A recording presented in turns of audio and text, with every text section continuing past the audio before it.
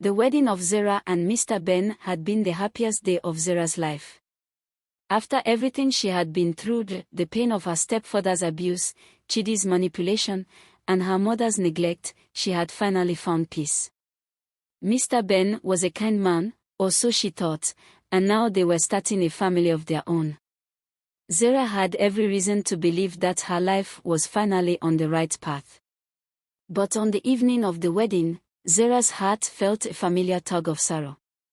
Her mother, Hugo, had come to the wedding, apologizing for everything she had done in the past.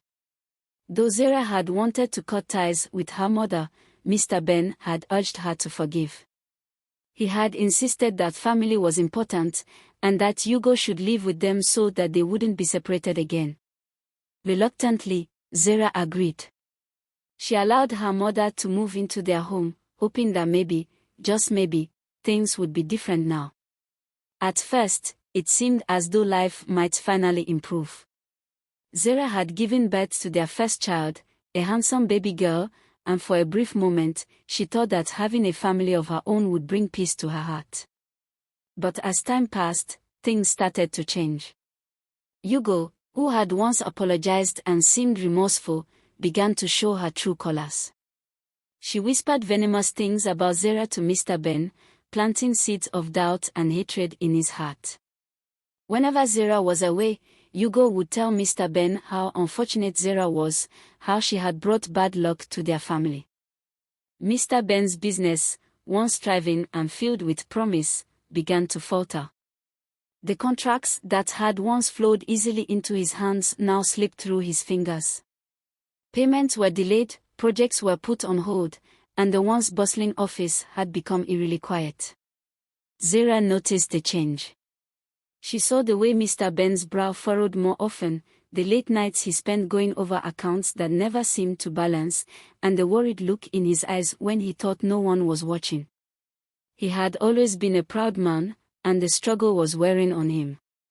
One evening, after another long day of frustration, Mr. Ben sat at the dining table, staring at his untouched plate of food.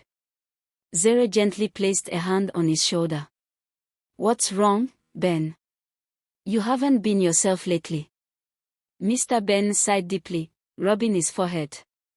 "The business, Zara. It's not going well. I don't know what's happening, but everything is falling apart. I'm losing clients, deals are slipping away, and no matter what I do, it just seems to get worse." Zara's heart sank. She had always admired his resilience, but now she could see the weight of the burden he carried. "We'll figure it out," she said softly. "Maybe it's just a rough patch." Before Mr. Ben could respond, Hugo, who had been listening from the corner of the room, chimed in. Her voice was laced with a coldness that sent a shiver down Zara's spine. "You're fooling yourself if you think this is just a rough patch, Ben." Zara's mother walked slowly into the room, her eyes fixed on Mr. Ben. "The real reason your business is crumbling is because of her," Hugo said, gesturing towards Zara with a sharp motion. Zara's breath caught in her throat, and she looked at her mother, bewildered. "What are you talking about, Mama?" Hugo didn't hesitate. "Ever since you came into Ben's life, everything has gone wrong. Can't you see it? You've carried a curse with you your whole life. Nothing good has ever come to you or anyone around you. First your stepfather, now your husband's business." Mr. Ben looked up at Hugo, confused and shock crossing his face. "What are you saying, Hugo? That Zara is to blame for all this?" Hugo leaned in closer, her voice dropping to a low, conspiratorial tone. "It's the truth, Ben. Think about it. Your business was fine before she came into your life. But ever since you married her, everything has gone downhill. It's not a coincidence. Zara has bad energy, cursed energy, and it's dragging you down with her." Zara felt the sting of her mother's words as if she had been slapped. She couldn't believe what she was hearing. How could her own mother say such things? Her chest tightened, and she fought to hold back tears. "That's not true," Zira said, her voice trembling. I would never bring harm to Ben or anyone. Hugo turned to face her daughter, her eyes cold and unforgiving. You've been nothing but a burden, Zira. And now your curse is spreading to this family. It's no wonder everything is falling apart. Mr. Ben sat in stunned silence, his mind swirling with doubt and confusion. He loved Zira, but Hugo's words planted a seed of uncertainty in his heart. Could it be true? Could the misfortunes that had befallen them be linked to Zira's past? He had always dismissed such superstitions, but now, as he looked at the mess his business had become, he couldn't help but wonder. Zara stood up from the table, her heart pounding in her chest. She couldn't stay there any longer, not with her mother spewing such hateful things. I'm not cursed, she said firmly, her voice gaining strength. And I will not let you poison Ben's mind against me. But Hugo wasn't finished. You can deny it all you want, but deep down, you know it's true. Look at your life, Zira. Wherever you go, trouble follows. And now it's destroying everything Ben has worked for. Zira clenched her fist, anger and pain rising within her. She had endured so much, and now her own mother was trying to tear her apart from the one person who had stood by her side. She looked at Mr. Ben, silently begging him to see through her mother's lies. Mr. Ben's gaze flickered between the two women. He wanted to believe Zira, but doubt gnawed at him.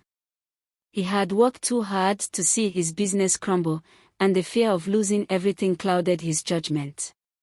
I don't know what to believe, he whispered, more to himself than to anyone else. I just don't know. Zira's heart shattered at his words. She could see the conflict in his eyes, and it hurt more than anything her mother could have said. Without another word, she turned and left the room, the weight of her mother's accusations heavy on her shoulders. As Zira walked away, Hugo smiled to herself. She had planted the seed of doubt, and now all she had to do was wait for it to grow. She knew that once Ben believed her, Zira would be out of their lives for good, and she would finally have everything she had always wanted. She's no good, Ben, Hugo would say, shaking her head sadly.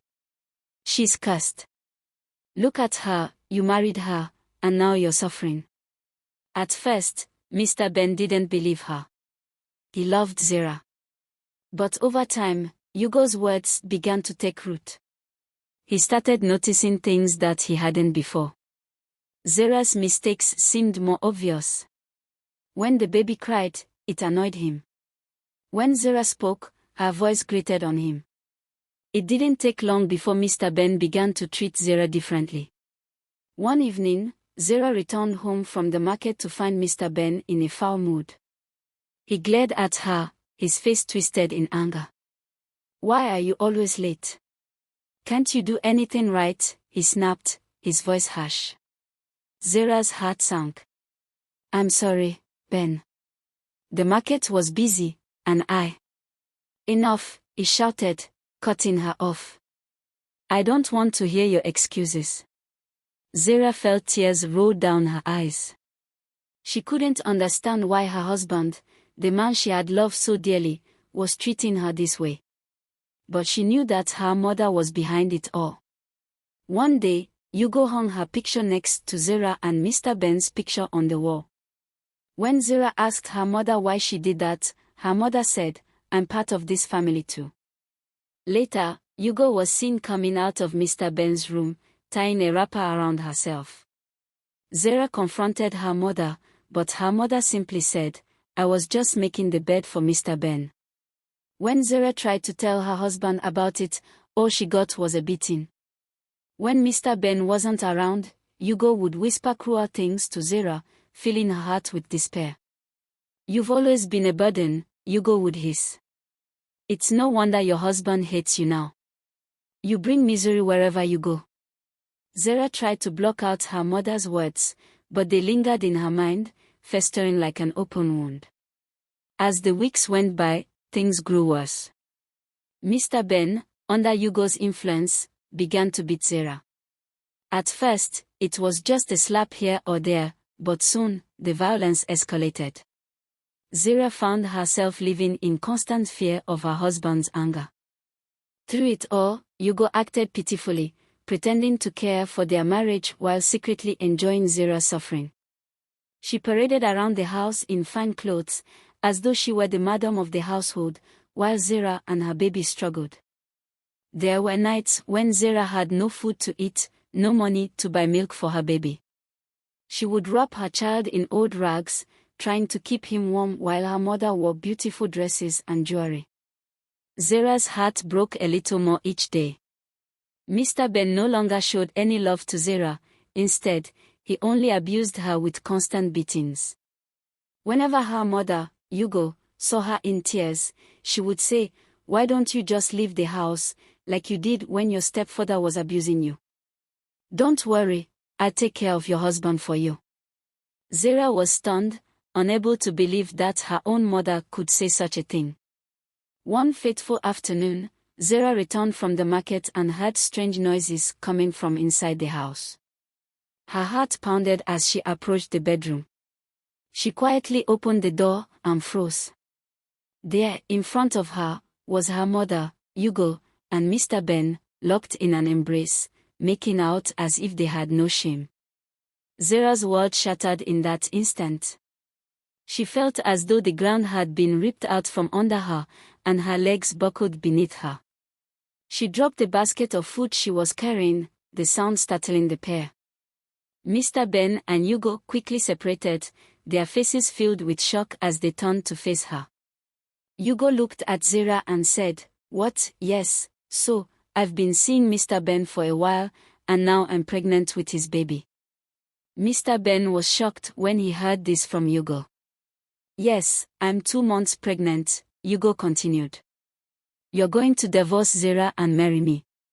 "I'll do as you've said," Mr. Ben replied. Hugo pulled Mr. Ben back to the bed, and they began to kiss. Mr. Ben then turned to Zira and harshly said, "Close the door and go make us something to eat. I'll be hungry after this." They both laughed as Zira stood there in silence. Zira could hardly breathe. Tears streamed down her face as she clutched her chest, feeling as though her heart had been ripped apart. Without a word, she turned and fled the house, her mind racing. Zira ran through the streets, her vision blurred by tears. Her world had crumbled in an instant. The betrayal from her mother was too deep to comprehend, and the pain from Mr. Ben's unfaithfulness stung like an open wound. Her heart pounded in her chest as her legs carried her far from the house that had become a prison. "Why, Mama?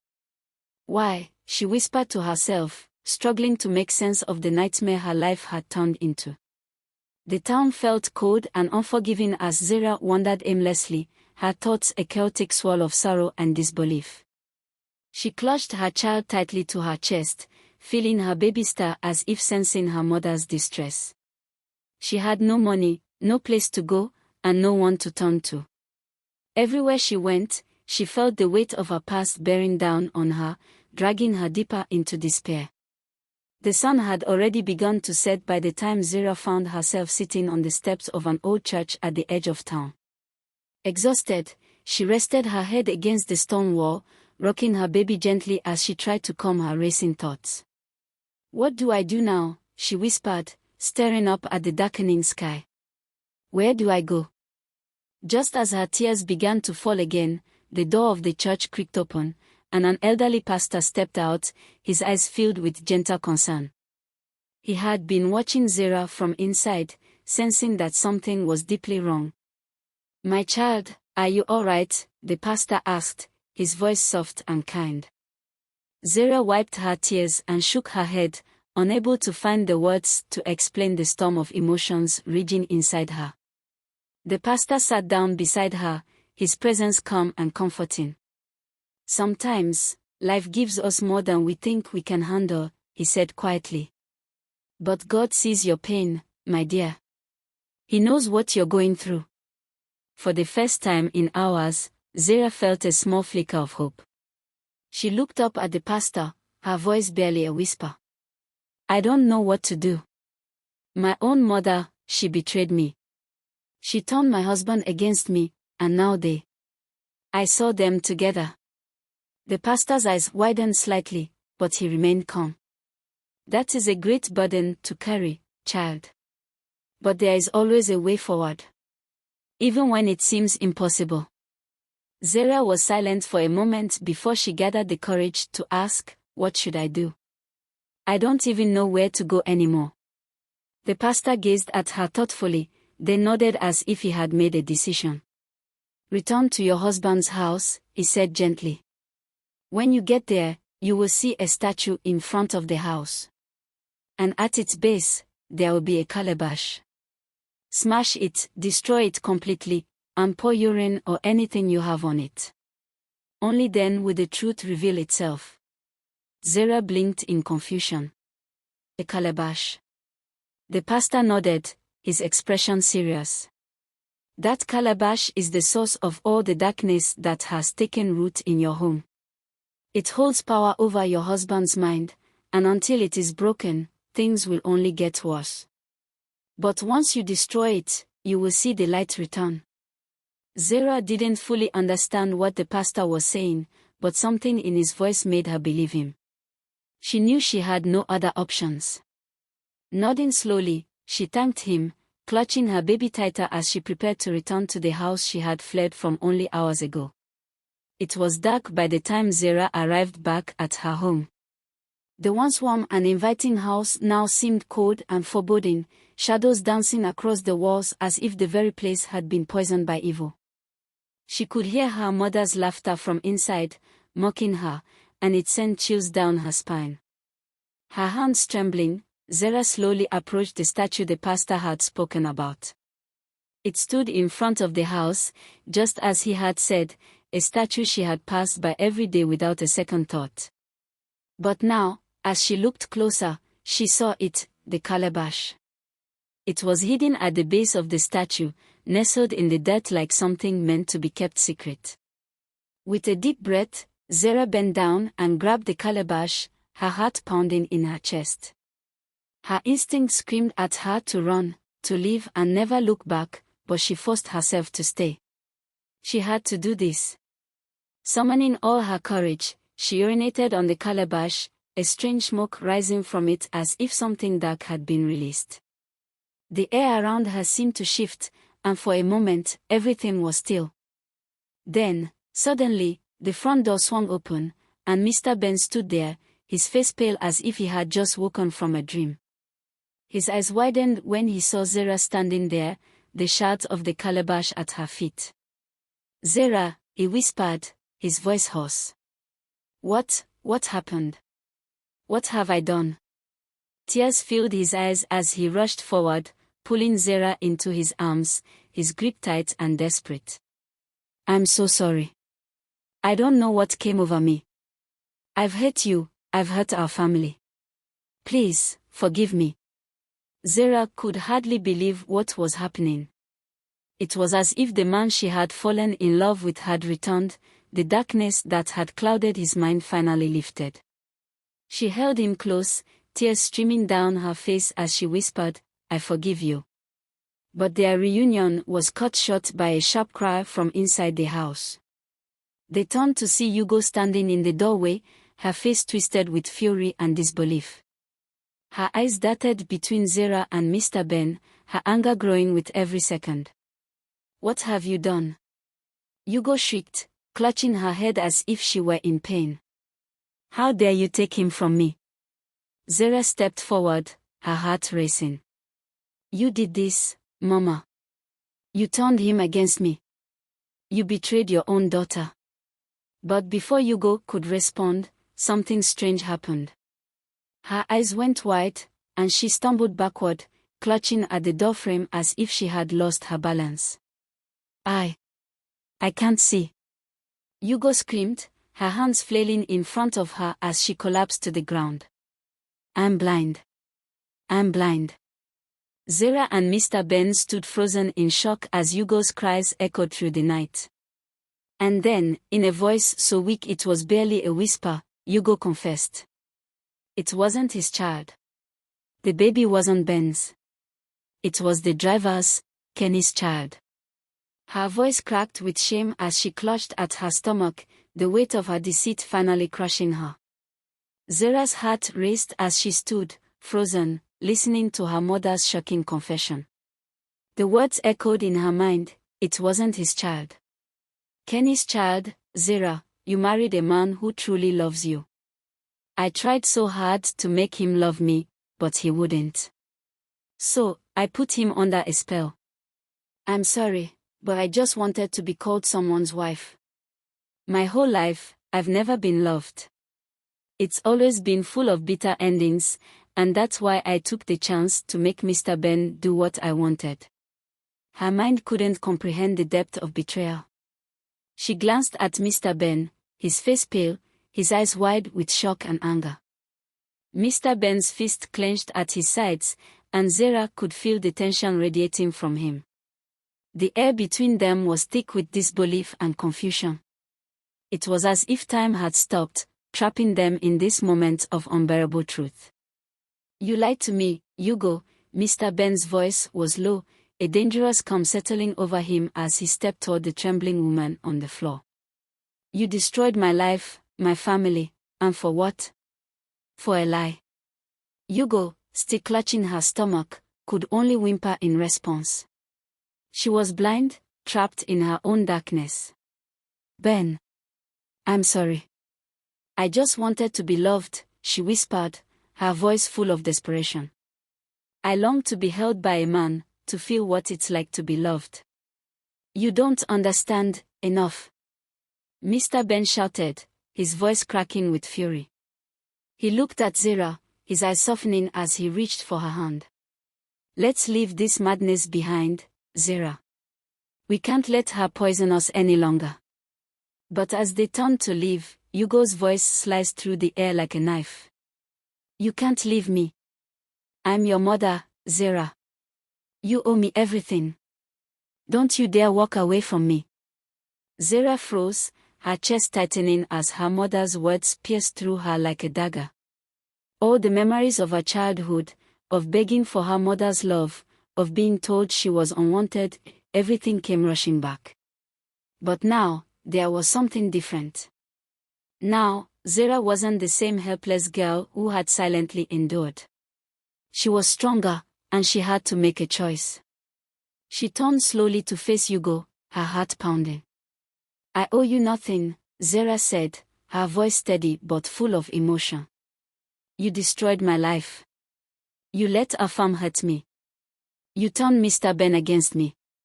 You were supposed to protect me, but you only ever cared about yourself. Hugo's face twisted in rage. How dare you speak to me like that? I gave you life. And you took everything from me, Zara replied, her voice trembling with years of pent-up pain. But no more. With a final glance at her mother, Zara turned her back on her. This time, she wouldn't let guilt or fear hold her back. Mr. Ben squeezed her hand, and together they began to walk toward the door, toward freedom. But as they reached the threshold, a low, menacing laugh filled the air. Zara's blood ran cold as she heard her mother's voice again, this time laced with something darker, something unnatural. You think you can leave me so easily? Hugo hissed, her voice no longer pleading but filled with a chilling hatred. I'll never let you go. You will suffer, Zara. You will suffer just like I did. Zara turned, her heart pounding, as she saw Hugo rising slowly to her feet. Though blind, her mother's movements were unnatural, almost otherworldly, as if something else was guiding her. A wicked smile crept across Hugo's face, and in that moment, Zara knew something far more sinister was at play. She's cursed. Mr. Ben whispered, his grip on Zara tightening. We need to get out of here now. But before they could move, Hugo began chanting in a language Zara had never heard before, her voice low and filled with venom. The lights in the house flickered, and the temperature dropped suddenly, the air thick with a strange, oppressive energy. Zara's pulse quickened, fear coursing through her veins. She had to act fast. Without hesitation, she remembered the pastor's words. The calabash, she whispered to herself. Zara rushed outside, her breath shallow, searching desperately for anything else connected to the curse. Ben, help me, she cried, pointing to the object. Without wasting a second, Mr. Ben dashed forward, smashing the calabash with a stone, losing some pieces of red clothes tied together. Mr. Ben looked at his picture in the calabash and ripped it to pieces. As the clay cracked open, a high-pitched wail filled the air, and the ground beneath them seemed to tremble. The wind howled, and Zara could feel something dark and malevolent leave the house. Inside, Hugo let out a blood-curdling scream, collapsing to the floor, her body convulsing as if she were fighting something inside her. The chanting stopped, and the lights in the house flickered one last time before going completely dark. For a few heartbeats, there was silence. Then, Hugo's voice, weak and broken, whispered from the floor, "Forgive me. Zara, forgive me." Zara stepped inside cautiously, her eyes wide with fear and sadness. Her mother lay motionless on the floor, tears streaming down her face. She had no power left. The darkness that had gripped her for so long was gone, leaving only a broken shell of a woman. "Forgive me. I didn't know what I was doing. It was the curse." Hugo's voice was barely audible now. Zara stood over her mother, her heart heavy. She wanted to feel pity, wanted to feel anything other than the numbness that had settled inside her. But it was too late. Too much had been destroyed.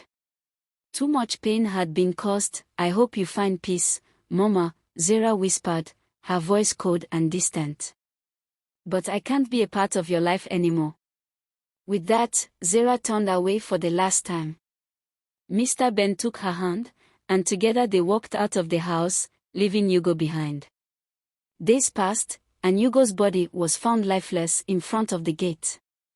She had taken her own life, unable to bear the weight of her sins and the curse she had unleashed upon her family. The village elders, bound by tradition, insisted her body be buried in the forbidden forest, a place where the souls of the damned were laid to rest, a punishment for the darkness she had embraced. Zira and Mr. Ben did not attend the burial. There was no place for forgiveness now, only the need to move forward. The tragedy had scarred them, but they were free from the evil that had plagued their lives for so long. As the months passed, life slowly returned to normal for Zira and her family. Mr. Ben, now fully himself again, showered Zira with love and care, rebuilding the trust they had once shared. Their home was filled with warmth, laughter, and the sound of their child's innocent joy. But every now and then, in the quiet moments, Zira would find herself looking toward the horizon, her heart heavy with the memory of her mother and the darkness that had nearly destroyed her. The past was behind them now, but its shadow would always linger, a reminder of the pain they had survived. Zira held her baby close one night, staring out into the stars, and whispered softly, "We are free now." For the first time in a long time, she truly believed it. Zira and Mr. Ben continued rebuilding their lives, nurturing their family with love and support. The scars from their past remained, but they found comfort in each other's company. The warmth of their home grew stronger as they showered their child with affection, determined to provide the kind of love and protection neither of them had known growing up. Months passed, and Zira began to heal. She no longer woke up in fear, and the house no longer felt heavy with the shadows of the past. Mr. Ben remained by her side, his commitment unwavering. He was a different man now, gentle, caring, and always attentive to his family's needs. One evening, as they sat together after dinner, watching their child play with a simple wooden toy, Zara took a deep breath and turned to Mr. Ben. "Do you think we'll ever be free from what happened?" Mr. Ben thought for a moment before responding. "We can't forget the past, Zara, but we can learn from it. We survived things that could have broken us. But here we are, still standing, still fighting for our happiness." Zira nodded, tears welling in her eyes. I never thought I'd make it out. I never thought I'd be happy again. Mr. Ben took her hand, his grip warm and reassuring. You have a heart full of strength, Zara. You saved us both when you broke that curse. You saved our family. I'll never forget that. Zara smiled, though the pain of her mother's betrayal still lingered. She didn't know if she would ever fully heal from it, but she was determined to give her child a life free from the cruelty she had endured. She wanted her child to grow up knowing love, kindness, and safety. And most importantly, Zara wanted her child to know that her mother would always be there to protect her. As the years went by, Zara and Mr. Ben continued to thrive. They expanded their family, welcoming more children into their home, and each one was raised with the same unwavering love and care. Zara worked hard to ensure that her children would never experience the kind of betrayal she had suffered. She taught them the importance of kindness, forgiveness, and the strength to stand up for what is right. Moral lesson. The story of Zara is one of resilience, forgiveness, and the power of love. Despite the immense pain she endured, Zara learned that true strength lies in the ability to break free from the chains of the past. She showed that even when life is filled with betrayal and hardship, it's possible to rise above it and create a future filled with love and hope. Zara's journey teaches us that forgiveness doesn't mean forgetting, it means freeing yourself from the anger and bitterness that can trap you in the past. She forgave those who wronged her, not to excuse their actions, but to find peace within herself. The story also shows that no matter how dark life may seem, there is always hope. Zara's ability to rebuild her life with Mr. Ben and their family is a testament to the power of love, persistence, and the belief that we all deserve happiness. Lastly, Zara's relationship with her mother serves as a reminder that not everyone who is supposed to love us will protect us. But we have the power to break free from toxic relationships, even with family, to protect our own hearts and futures. Zara's courage to stand up for herself and her family ensured that her children would grow up in a home filled with the love and protection she never had. In the end, Zara found that true happiness comes not from holding onto the past, but from building a brighter future for those you love.